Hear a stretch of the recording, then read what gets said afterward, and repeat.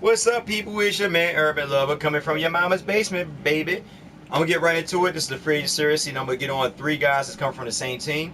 And I'm gonna start with Marvin Williams, CBS analyst.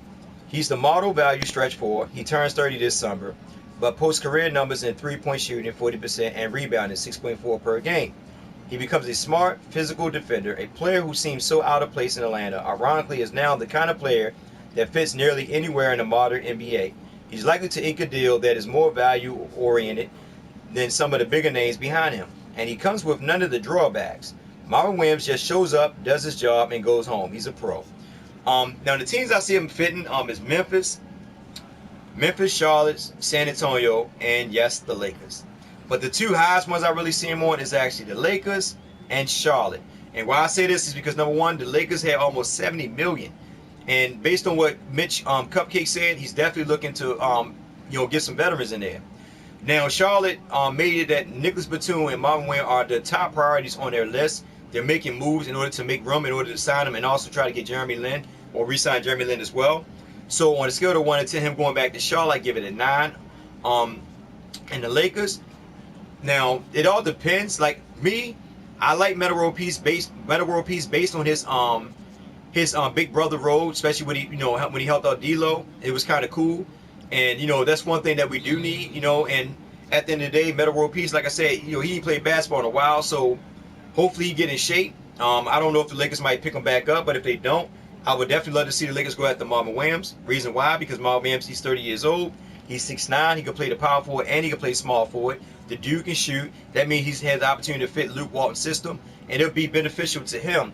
Especially in the strength that Luke Walton can definitely use somebody like that. Like I said, he's an all-around type of player that you definitely would want on your team. So on a scale of 1 to 10, him going to Lakers, I get that at 8. Only because, like I said, and I'm basing on the fact that if they don't go after Metta World, re-sign Metta World Peace, I would definitely go after Marvin Williams. Marvin Williams would be high on my radar.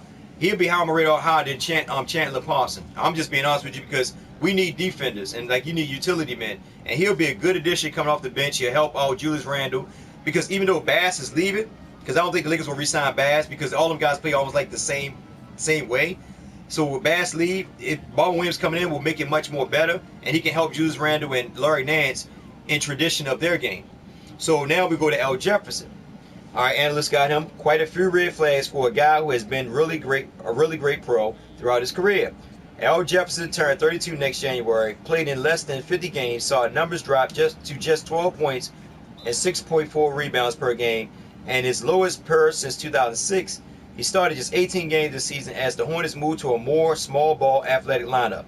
Jefferson never been a good defender, but age and injury has left him significantly liability in any pick and roll coverage. He also can't cover stretch forward, so you can't move him to that spot. But he is still strong and big, take up space on the interior, and is a pro.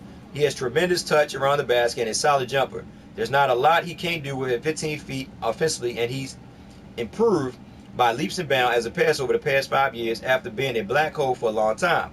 Jefferson can be a productive and effective third or fourth big who can start in a pinch. A big money, large contract deal would be ill-advised, but in the current market, even a 4-year, $48 million deal might be good value. Now, they got him with Charlotte, Minnesota, Detroit, Houston, Utah, and Portland. Portland, the only way I see him going to Portland if they don't re-sign Myers Leonard, but they're real heavy on Myers Leonard, so I don't see him going to Portland. Utah, they got the freaking golem down there, the guy who freaking blocked trees, apes and monkeys, you know what I mean? So ain't no reason for him going down to Utah because he can't play the power forward spot. Houston will be a good fit for him. The two teams that I see him actually being a good fit for is actually Houston and Miami. Now Houston, right now they got enough money to sign one max player, but why won't they just do this? Why don't just sign L. Jefferson and Ryan Anderson both to like $13 million apiece instead of just paying it for one max player? I mean, they were real big on Kevin Durant, but Kevin Durant ain't going down in Houston. And I think L. Jefferson and Ryan Anderson will fit their squad much better because it is Harden's squad and they got to play through Harden.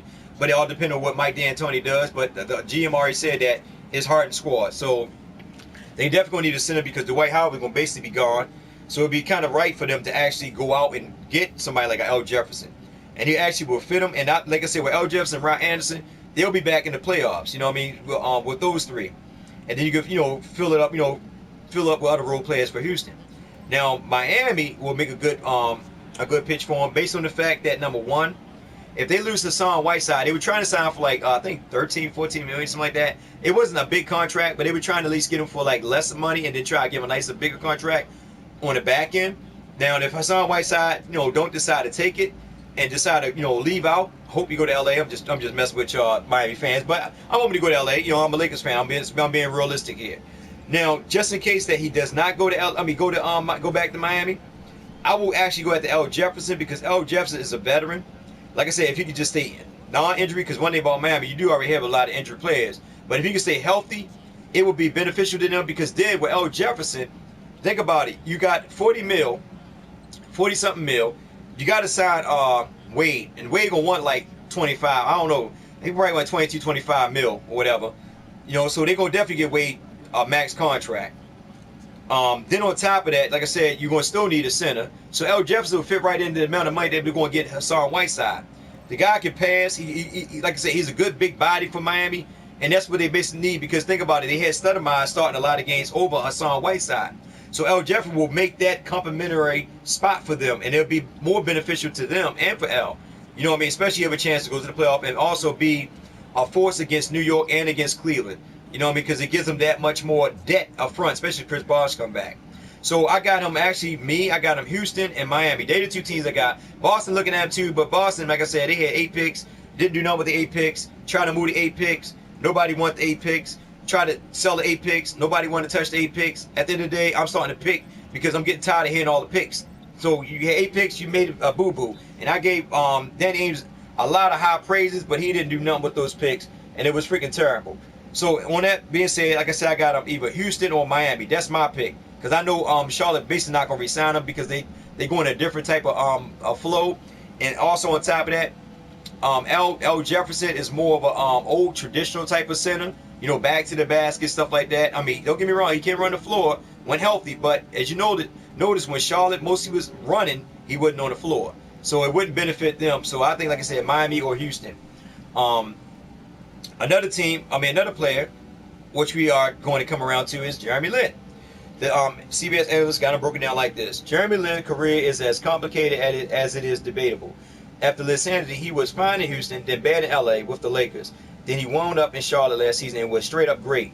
Lin has excellent vision and play-making ability, can finish at the rim and hits threes at a decent but not great rate, 34%. He's excellent as a change of pace backup point guard who can not only make plays but has learned how to run an offense. He develops patience in the half court and has excellent instinct for the game. You can trust him with the ball. Defensively, he has physical limitation, but he also will dig down and disrupt handles and passing lanes. He plays well in the team concept and by all accounts is coachable. Lin is terrific value in this market and the second best backup point guard available. If you wind up with Lin starting, your offense is going to survive. Now, with that being said, Charlotte, New York, Philadelphia, Brooklyn, and Houston. And I'm going to throw LA in there. All right. So Charlotte definitely, Jeremy Lin is like the number 3rd person on their priority list. But they trying to make moves, like they trying to trade Jeremy Lamb because they got him signed to like a $7 million a year contract. So they trying to move that contract in order to re-sign those 3 guys, Jeremy Lin, Marvin Williams, and Nicholas Batum, because they want to try to keep almost that nucleus intact in order so they can make it back to the playoffs, which makes sense. Now, Jeremy Lin definitely going to want $10 million. I mean, he's good for $10 million because the salary cap done went up. So he's going to want at least $10 million. Now, that's the reason why Charlotte's trying to make all these moves. Now, does he go back to Charlotte? It all depends if they got the money to re-sign him. On a scale of 1 to 10, I give it an 8 because he liked it in Charlotte. He was respected in Charlotte. And when he started with Walker, he was averaging 17 points. But coming off the bench, he was averaging like 14. So, I mean, there's a lot of upside for Jeremy Lin. And he's a feisty guard, man. I like him. I liked him in LA. We didn't really get to use him correctly. And also, playing with Kobe. Kobe had the ball. And that's what people fail to realize, man. I mean, Kobe is more of a person who needs like a 2-guard playing with him, not a point. Because Kobe always want the ball. So that's why at the end of the day, you need like somebody that's a shooter with Kobe. But Kobe's no longer here, so I'm not going to talk about him. Now, like I said, Charlotte definitely want him back. And it all depends on it all depends on Lin. You know what I mean? Do he want to come off the bench or do he want to start? Do he want to go to a rebuilding team and start? Or do he want to stay with Charlotte and continue to play in the playoff? It's all up to Jeremy Lin. On a scale of 1 to 10, like I said, I think I gave it an 8. So I will ride with the 8 because I think they're real high up on him and they're trying to make moves in order to keep him. New York, he said, you know, he would let it go back to New York. He said never say never. You know what I mean? He liked it in New York. That's where his fame started. And also on top of that, I think it'd be a good addition for them. Reason why? Because on top of that, if Derrick Rose get hurt, who's going to come in and pick up the slack when Derrick goes down? Jeremy Lin will be the best option behind Derrick Rose if Derrick Rose get hurt, and that way it won't destroy New York's flow. He will fit right in. So I can see him definitely, you know what I mean, going to New York too. So New York on a scale of 1 to 10, I get at a 7. That high up there because I can see him going to New York. Dallas, I doubt it. You know what I mean? Like I say, playing behind Williams. I mean, they have the money, but do we go to Dallas? I don't think so. I don't know, man. I think he'll pick Charlotte over Dallas. You know, and especially Dallas is so high on Dwight Howard and Hassan. So, you know, they're gonna make sure they spend all that money on that. Plus, they gotta be signed Dirt and Whiskey. So I don't see them. I don't see him going to Dallas. Chicago need a point guard, but I don't see him going there. Philadelphia definitely need a point guard, but do you play with Ben Simmons based on the fact that Ben Simmons is a point forward and he's gonna have the ball mostly all the time? That's going to basically probably make you more of a shooter than a point guard. So do you go there? So I don't see him going to Philadelphia. Now Brooklyn and Houston are my biggest two things. New York, Brooklyn, and Houston, and I'm gonna put Charlotte up there. All right, those 4 teams. All right, now Brooklyn, he would go there. He'd be able to start in Brooklyn. Yes, it's in a rebuilding stage. Do he want to go back there at this late in his age? You know what I mean? You know, in this age, at the age of 27, do he wants to go to a team that's rebuilding and be a starting point guard? It all depends. It depends on the money. It depends on if he won a championship or not. It depends. You know what I mean? Like they might give him a 5-year deal for like $13 million, but it's up to him. You know what he decide to do. Me personally, I seen the Brooklyn owner. He got on a spaceship in NASA. From NASA, he went out on Mars.